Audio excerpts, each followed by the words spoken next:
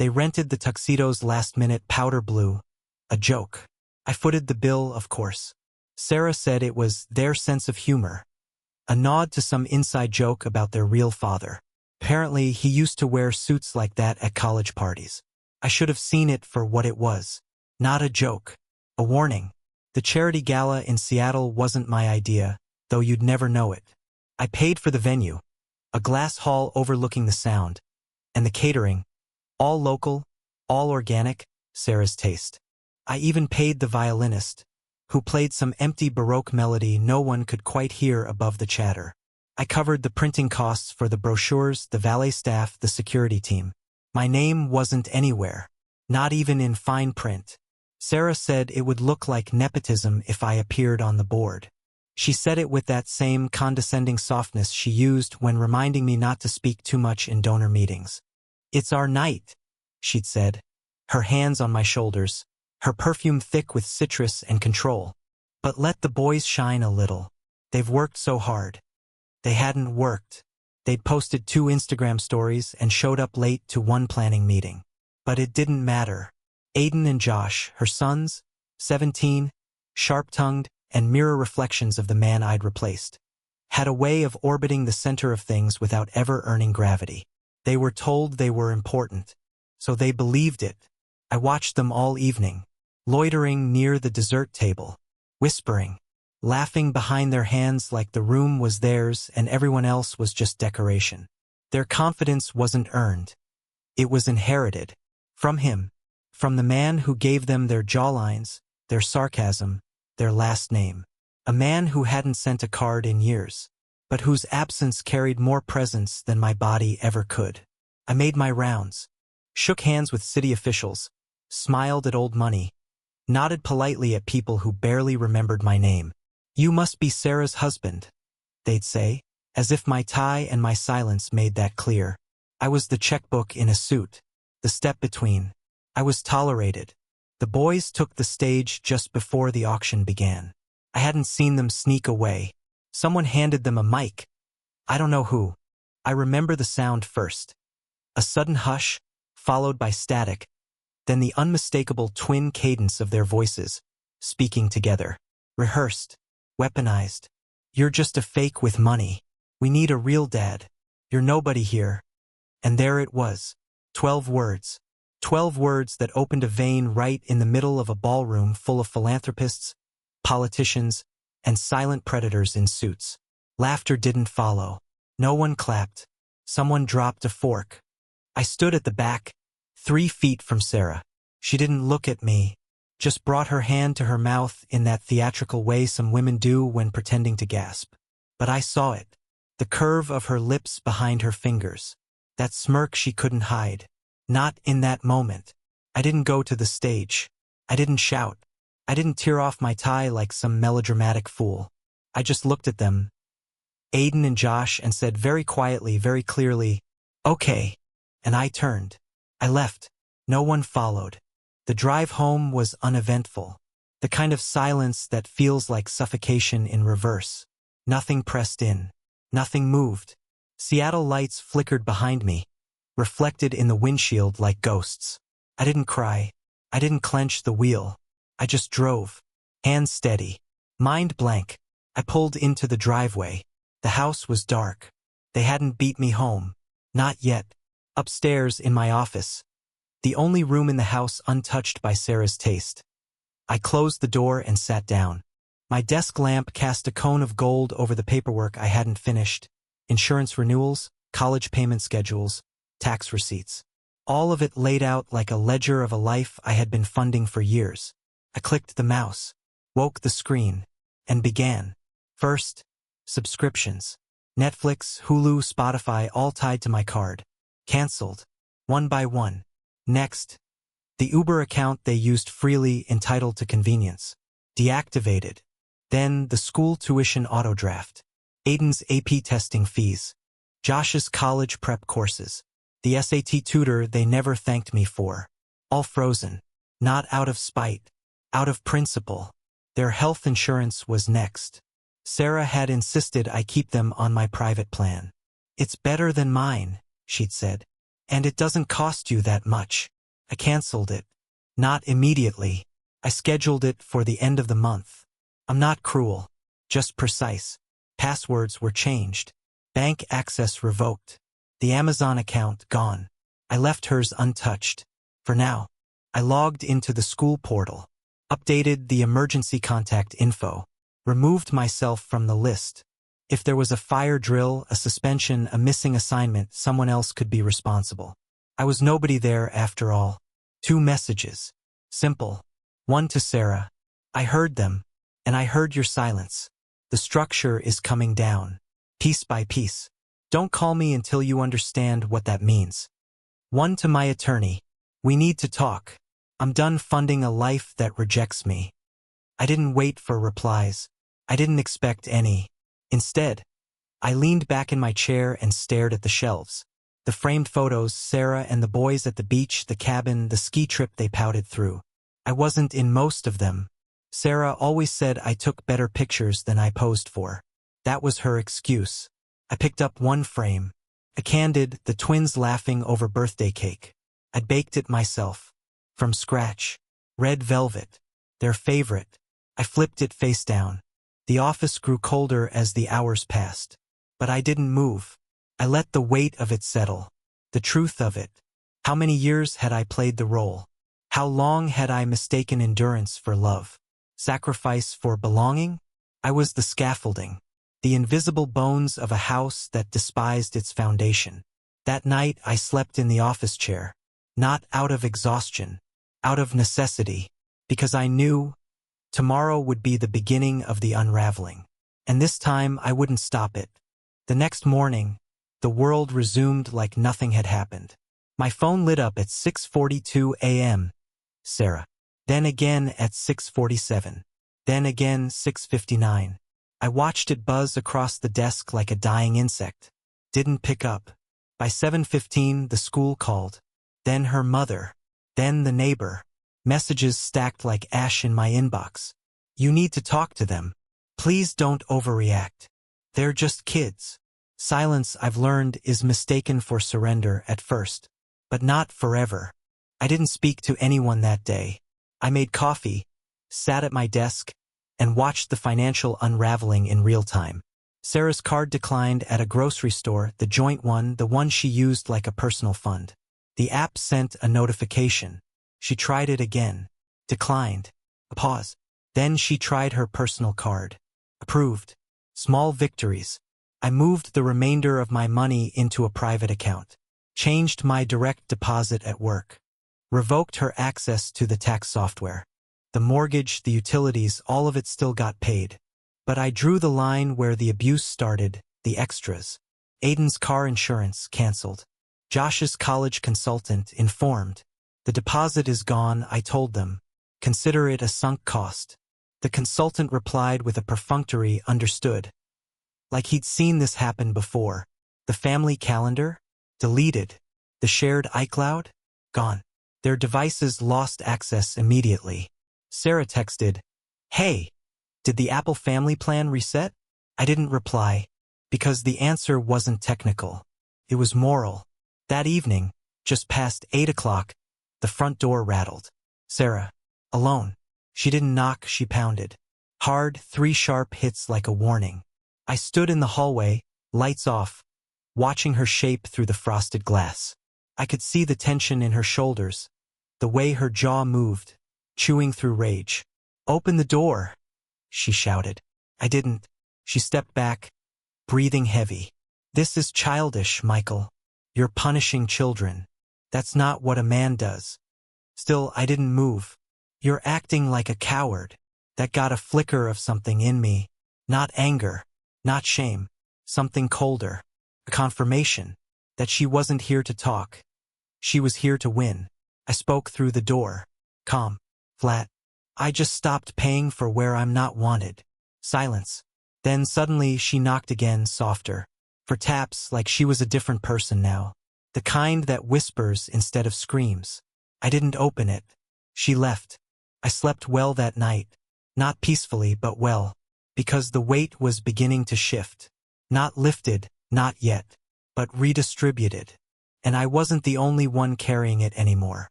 The next day was quieter. No calls from Sarah. Just one message. The boys are scared.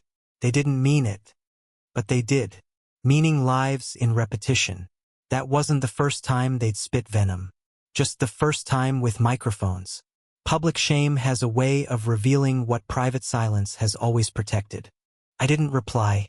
Instead, I sat at the kitchen table, the same one I built from reclaimed cedar, and started printing out documents. Bank statements, tuition receipts, allowance records. Line after line of quiet sacrifice. The ledger of a man mistaken for a wallet. By noon, I was in my lawyer's office. She was kind, efficient, used to men like me. Men who had given too much and finally reached the end of the leash. "This doesn't have to be ugly," she said. I nodded. "It already is." We filed the preliminary separation paperwork. Asset protection. Income tracing. I was prepared. Every document was clean. Sarah had never contributed to the accounts. Her part-time job paid for yoga and hair appointments. Everything else? Me. On the ride home, I felt nothing. Not guilt.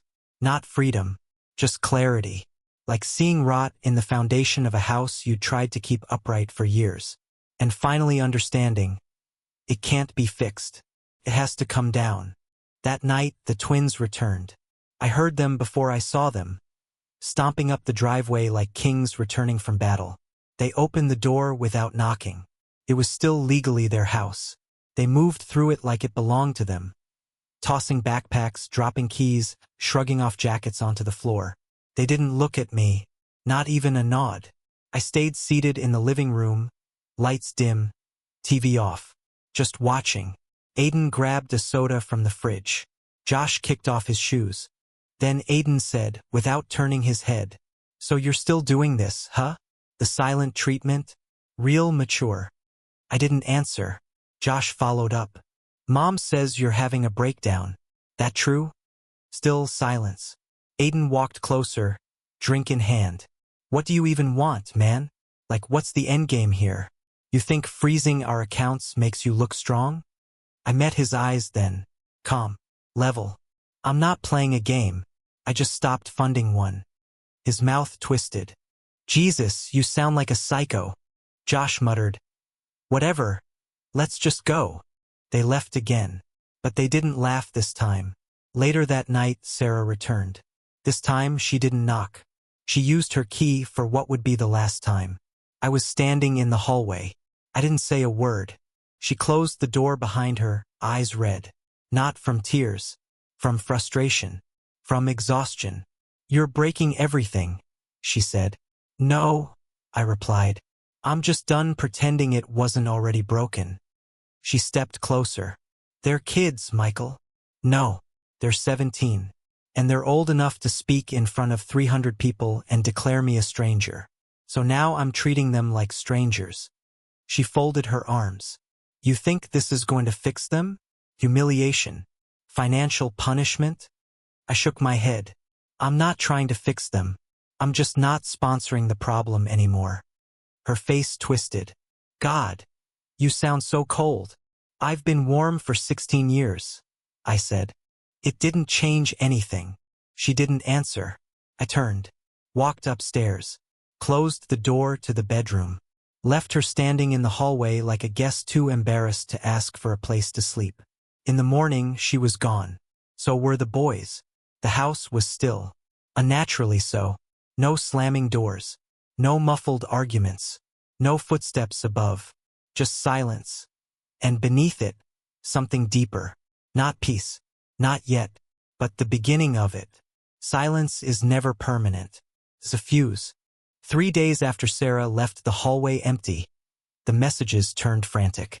First a text from Josh. "Hey, I think the school portal's glitched. Can't log in. Can you check?" Then Aiden. "Why's my car insurance saying inactive? I almost got towed." No greeting. No apology. Just panic dressed as confusion. I didn't respond. I let the silence say what words couldn't. The machine has stopped. At 10:43 a.m. The school called again, a counselor this time. Polite, urgent. We're trying to reach Mrs. Green, but her contact information seems outdated. There's a balance due for AP exam registration. I interrupted. I'm not involved with the boys' education anymore. Pause on the line. Then, I'm sorry. You'll need to speak with their mother, or their biological father. I'm no longer the point of contact. More silence. Then a soft, professional, understood. By 4 p.m. The balance was overdue. By 7 p.m. Sarah's mother called. Voicemail. Michael, I don't know what's going on, but Sarah is a wreck. The boys are falling behind. This isn't the time for pride. You're better than this. I let the message rot in the inbox. Pride wasn't the issue. Clarity was. The fourth day was different. Sarah returned, but not to apologize. She banged on the door like it owed her blood. I opened it this time. She stood there, breathless, eyes wild. You are ruining these boys. I looked at her. Nothing in me moved. I stopped pretending I was raising them. They're in trouble, Michael. Schools locked them out. Aiden's car is uninsured. Josh is weeks behind on assignments because you nuked the tutoring schedule. They said I'm nobody, I said. So now they can live like I was never here. She pushed past me into the hallway. Her voice cracked. You don't get to do this. You don't get to burn it all down because they hurt your feelings. I closed the door behind her. Quietly, slowly, like sealing a coffin. They didn't hurt my feelings. They declared war. In front of an audience. She turned angry now. They're kids. They say things they don't mean. No, I said. They meant it. They've meant it for years. That night was just the first time they made it public. I walked past her, into the kitchen, opened the drawer, pulled out a thick envelope, laid it on the counter. What's that? She asked. Records. Every payment. Every insurance form. Every account that held your lives up. She didn't move. I slid another paper beside it. And this is what I'm keeping. The rest is negotiable. You're serious? I met her eyes. Yes. She looked down. For the first time in weeks, her voice dropped to something resembling human. We can't afford this without you. I know, I said. That's the point. The fifth day, the lawyer called. Sarah had filed a response. Nothing aggressive, just defensive. She listed herself as dependent, tried to paint me as vanishing. Abandonment, the claim read. Neglect of financial responsibility. My lawyer sent the evidence. Screenshots, voice messages, the gala footage. Sarah's attorney went quiet after that. A week later, we met in court. Just a preliminary hearing, paperwork, procedure. But when Sarah took the stand, she tried the performance. The tears, the helpless mother, the victim. He walked away, she said. We needed him and he walked away. Then my attorney stood, walked the judge through the documents. Photos of me at the school with the boys. Pay stubs, bank transfers, 16 years of receipts. Then came the video, the gala. Aiden and Josh on stage. The words, the smirking. Sarah's face frozen hand to mouth. The judge looked up. Ma'am, did you dispute this statement when it was made? Sarah hesitated. I was stunned. I didn't know what to say. The judge leaned back. Sometimes silence just means a man is done funding someone else's game. That sentence became the ruling tone. Sarah didn't win that day. Not in the way she expected. No alimony. No emergency access to my accounts. Just a cooling off period. And an acknowledgement that the children in question were nearly legal adults. Let's not confuse disappointment with abandonment, the judge said. I didn't smile. But inside, something shifted. A line had been drawn, and this time not by me. After that, the messages changed tone. Josh sent one. Short. We're screwed. Aiden followed the next day. You've made your point. You happy? No. Not happy. Not even close. Just done. They tried to regain access. Password resets. Calls to banks. Re-adding their devices to the Apple account. But every system had been secured. The wall was up, and they didn't know the codes anymore. Sarah emailed me directly once. Long, emotional. Half confession, half accusation. I never thought it would come to this. It always does. When you build a house on borrowed loyalty. I rented a place by the bay. Small. Clean. No reminders. I left the furniture behind. Took only what I bought before the marriage. Clothes. Tools. A few books. The first night alone, I sat on the porch and listened to the waves. I didn't miss the noise. I didn't miss them. They hadn't spoken to me in person since court. But the fallout trickled in. The boys scrambled to apply for scholarships. Sarah tried to refinance the house. Their real father, the one they invoked like a spell, didn't step up. He sent a polite refusal when she asked for help. Can't swing it right now. Hope things work out. The irony should have stung. Didn't. It just made sense. He gave them their name.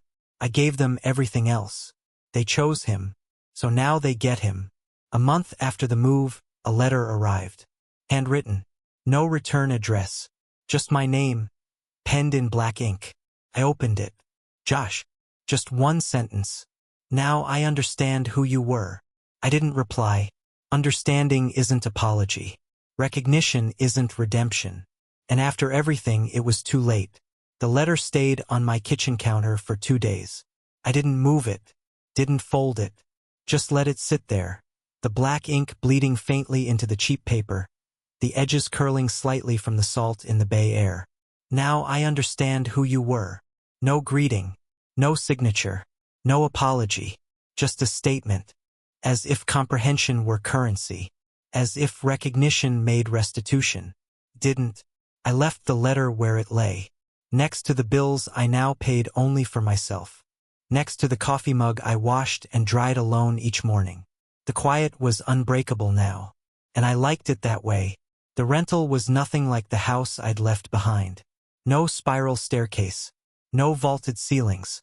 Just a small rectangle of real life. 1 bedroom, a kitchenette, a view of the water. Sparse. Purposeful. Unimpressed with itself. I didn't decorate. The walls stayed bare. The closets half full. The couch creaked when I sat on it, and the refrigerator moaned when it kicked on. Nothing here was expensive. Nothing begged to be admired. It was the opposite of Sarah's world. The curated chaos. The Instagram-ready dinner spreads. The constant need for applause. Out here, there was no audience. The court filings took 6 more weeks to finalize. Sarah didn't fight. Not really. She sent 1 more attorney request. A final attempt to gain access to shared financial history. My lawyer denied it. We submitted our records. All clean. All undeniable. She withdrew the request 2 days later. There were no custody battles. No mediation for blended family adjustment. The boys were too old. And I was no longer a participant. What surprised me most wasn't their silence. It was the silence of everyone else. Her family, mutual friends, the neighbors. No one came knocking. No one asked for my side. People pick sides based on who cries first. Not who bled longest. Sarah cried. Publicly. Carefully. Just enough to maintain the narrative. But I had the receipts. Literally. They say when you remove yourself from chaos, peace feels like loneliness at first. That's not true. Not when you've lived years surrounded by people who made you feel like a stranger in your own house. This wasn't loneliness. This was air. Clean, thin, cold, but mine. In the mornings, I woke without an alarm. Made coffee. Sat on the porch. Watched the tide. I started tracking the birds. Writing down the names of the ones I saw. Not because I cared about birds, but because they didn't need anything from me. And they never pretended to. I worked. Ate. I read. I slept. My world shrank, but it sharpened. I didn't miss the noise. I didn't miss the performance. I didn't miss being called a father by people who didn't mean it, or being nothing to people who had needed me every day. Some nights, I wondered if they sat in that house, now quieter than they liked, and felt the walls pressing in. If they noticed the lights flickered longer before they turned on. If they missed the sound of my keys in the lock. The quiet competence of things being handled. But I didn't hope for it. I didn't want regret. I wanted them to sit in what they built. A month after the letter came, Aiden tried to call. I let it ring. No voicemail. Just his name on the screen. Still saved in my phone. Not because I couldn't delete it. Because I wanted to remember what distance looked like. 3 weeks after that, Sarah emailed. Subject line: urgent. No text. Just an attachment. A photo of a late notice from the bank. She didn't ask for help. She just sent it. Like a flare. Like the house was sinking, and I was still expected to care. I didn't open the file. She picked him. The man with the name. The one who dropped in for holidays and dropped out when the bills came due. The one she made excuses for. Who never showed up in court. Never sent $1. That's who she gambled on. Let him rescue her now. If he answered. I don't know what broke in Sarah. Maybe it was the moment she realized that even desperation didn't reach me anymore. Maybe it was the fact that I never yelled, never begged. That I didn't unravel. I just disappeared from the equation. They thought they could wound me without consequence. They didn't understand the truth. Men like me don't explode. We erode. We endure. Quietly. Long enough to carry a family on a broken back. Long enough to believe love can be earned through labor. And when it becomes clear it can't, we vanish. And when we vanish, we take everything with us. Not out of cruelty, but out of precision. They thought I would come back. I never did. Months passed. The seasons turned. I saw Josh once, from a distance. He was walking out of a hardware store. Older. Leaner. Face tighter. He didn't see me. Or maybe he did and just didn't know how to cross the street. He didn't call again. Neither did Aiden. Neither did she. And so the distance became permanent. I stayed at the bay. Bought the rental from the landlord in cash. No mortgage. No joint title. No shared keys. My name and mine alone. I got used to the rhythm. The silence. The absence of expectation. I didn't look back. Not once. There's something strange about being forgotten by the people you built your life around. At first it stings. Like you died. But nobody told your body. But eventually it becomes a kind of freedom. A ghost with no chains. A man who doesn't owe anyone his presence. Every now and then, I'd hear from someone who didn't know the story. Coworker. An old friend. They'd ask, "How are the boys?" And I'd say nothing. Or I'd lie. "They're fine."